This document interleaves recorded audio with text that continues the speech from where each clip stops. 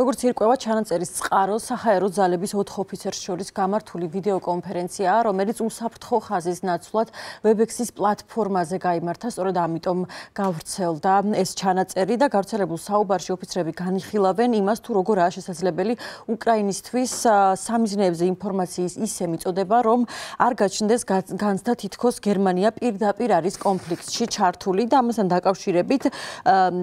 ეს ინფორმაცია გამოაქვეყნა კრემლის პროპაგანდისტ მარგარიტა სიმონიანმა, მან ასევე გაავრცელა ჩანაწერი და ამ განცხადებაში მარგარიტა სიმონიანი ამბობს, რომ დრო არის რუსეთმა შეახსენოს გერმანიას, თუ როგორ დასრულდა მათი მცდელობა რუსეთის ხიდების აფეთქებისა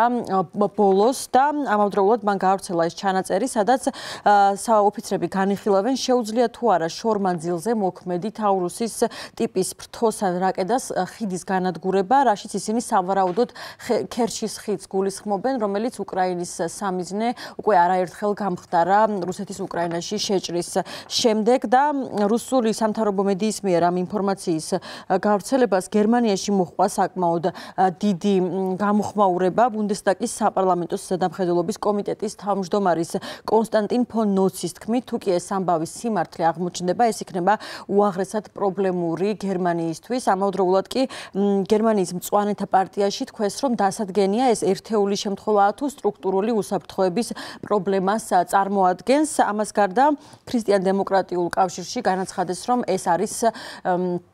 შესაძლოა რუსეთის მხრიდან იყოს ჩვეულებრივად საინფორმაციო ომი, რომელიც მათ უკვე წამოიწყეს და ჩანაწერის გამოხმაურებას ასევე ჩანაწერს ასევე გამოეხმაურა გერმანიის კანცლერი ოლაფ შოლცი, რომელმაც განაცხადა, რომ გერმანია ახლა ამ საკითხს შეისწავლის საკმაოდ დეტალურად, ფრთხილად და ზედმიწევნით და ამ საკითხს სწრაფად გამოიძიებენ და უკვე გერმანიის კანცლერი ოლაფ შოლცი ამ დრომდე თავს იკავებს უკრაინისთვის თაურუსის ტიპის ფრთოსანი რაკეტების გადაცემისგან და ის აცხადებს, რომ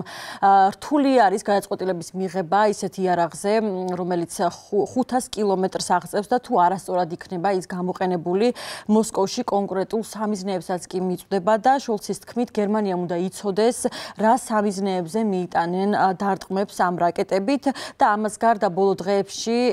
ოლაფ შოლცი ამბობდა, რომ თუ გერმანია უკრაინას თაურუსებს გადასცემს, ბერლინს მათ გამოყენებაში ჩართვა მოუწევს და როგორც ის ამბობს, მათ არ სურთ, რომ უკრაინელებს ვერ დაეხმარონ რაკეტების კონტროლში, როგორც ამას დიდი ბრიტანეთი და საფრანგეთი აკეთებს მისი მტკიცებით.